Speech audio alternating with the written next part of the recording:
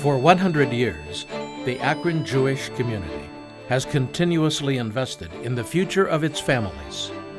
Today, the Jewish Community Board of Akron supports services for infants to the elderly at the Albert and Janet Schultz Campus for Jewish Life, at the Lippman School, at the Shaw JCC, through Jewish Family Service, celebrating a century of giving and building community.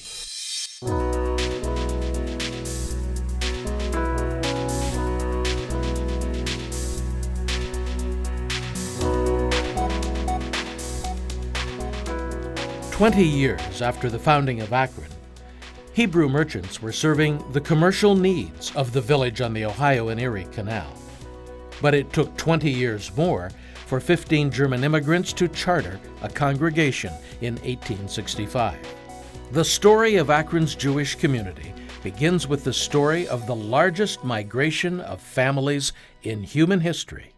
My grandfather, Harry Rosen, came to Akron in 1916. Well, my mother's family came from Romania, and my father's family came from Russia. All four of my grandparents originally came from the area around Kiev, Russia. My father's father was from Poland. My mother's parents were from Lithuania. Well, my grandfather was fled Russia. The Mandels came from Poland. My father's family came from Poland. Luckily, they made that choice and were brave enough to pick up their roots and move. New immigrants became peddlers and grew their business to transform their packs into retail stores. By the end of the 19th century, Jewish shopkeepers marked the main streets of every urban area on the western frontier of America. My grandfather actually had horses and wagons and painted houses and gave all the new immigrants a can of paint and a wagon and taught them how to paint. In 1914, Akron, Ohio was in the midst of a population boom. 20,000 men worked in the rubber shops, and hundreds more arrived daily, exchanging life in the hills of Appalachia for industrial city living. Acrid rubber smoke mixed with the scent of simmering vats of cereal as Quaker puffed wheat and rice right in the middle of downtown Akron. And from every mahogany row came the orders: more men, more buildings, more machinery, more tires.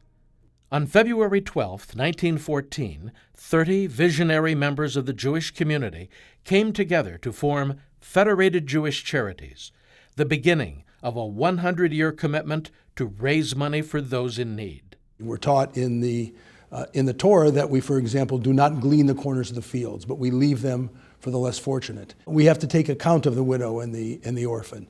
And I think it's that kind of sensibility that underpins the Jewish responsibility. It was very much a social service agency back then, grown out of the need to support a lot of indigent Jewish people. A lot of the relief that they gave were to help a man buy a horse. Its 100 private members, prominent merchants and temple members, collected contributions and distributed funds. 400 cases of relief were handled that first year with a budget of $3,000. In June of that year, war began in Europe. Akron factories would soon be booming to turn out materiel for war, and new laws restricting immigration were adopted. By 1919, the Federation could boast 600 members and was renamed the Jewish Social Service Federation. The 1920s saw Jewish institutional life thriving in Akron. The relief budget had swelled to over $11,000. In 1924, the Federation made over 1,000 weekly home calls to indigent families. The Federation had become a place where Jews could assemble, regardless of income status, religious alignment, or country of origin, and give help to the needy and aged. What was lacking was an all-inclusive institution that would meet social, cultural, and recreational needs. The JCCs really started as a way to assimilate people into the American culture. The Jewish Center movement was expanding nationally, and in 1929, Akron celebrated the opening of a new Jewish community center on Balch Street.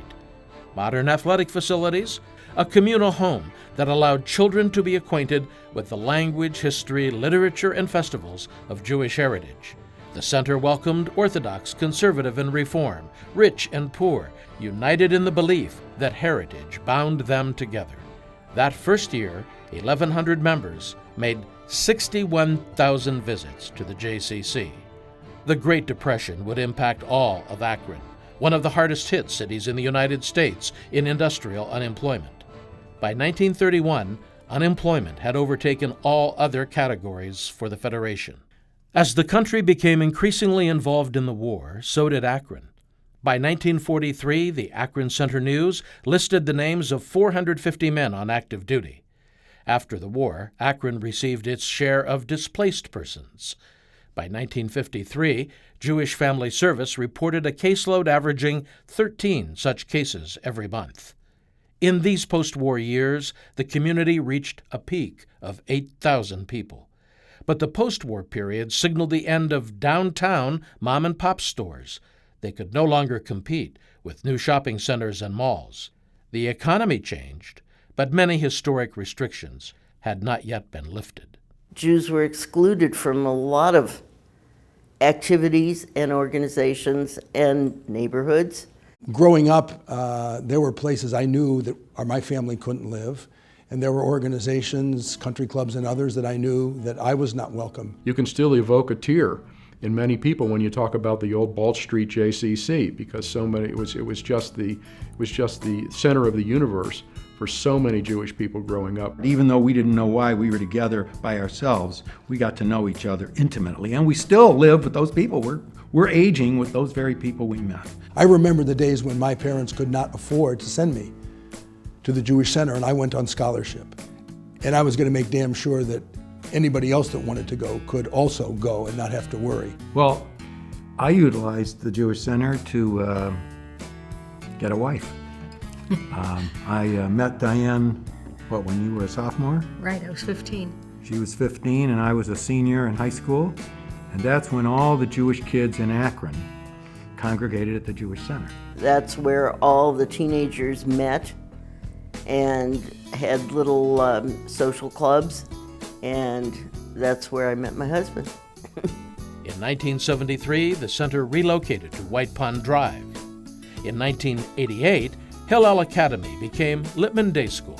We pretty much grew up on this campus. My grandparents were in the center towers, so it's really come full circle. My children are the fourth generation of members of our community, and very proud that they all gave a gift to the Centennial Campaign. The JCBA has been very instrumental in creating that union between all of the different congregations. I came back to it after I got married and had kids. I go to school at Lippman.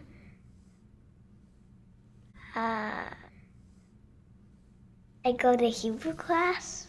Our kids have grown up with a sense of Jewish identity. That they would not have grown up with without the JCC and the JCBA here. And I think memories are what holds those institutions and cultural connections together. In 1999, the Jewish Community Board of Akron became the umbrella for the JCC, Lippman School, and Jewish Family Service. Akron stacks up in a very unique way, and that is Akron is an extremely collaborative community. Institutions are important. The physical institution, the bricks and mortar, I think are important because it says we are here. We are someone. We still exist in Akron, Ohio, and we care about the city. We've left that generation in pretty good shape as far as our infrastructure is concerned. Now it's up to us and the generations that come after us to fill that with good, solid programming that appeals to everyone. I definitely have hope. I see that in my kids. They are much more involved in Judaism, in being Jewish, in coming to the JCC for events and doing things than I ever was. And I've been drawn to it because of that. What keeps us together is a sense of identity and a need for us to see ourselves as being a Jewish community and to maintain that Jewish identity. It's been spectacular experience growing up in a community that cares, where people seem to just step up to what needs to get done, when it needs to get done. They're always there. There really is a new energy and a new excitement that's going on, and I'm glad to be a part of it. I'm very excited about what the future holds for our Jewish community. We see that unification of purpose and of planning that we didn't have a generation ago. It's a very warm, inviting place. It's a wonderful place to be Jewish. It's kind of nice. It is who we are.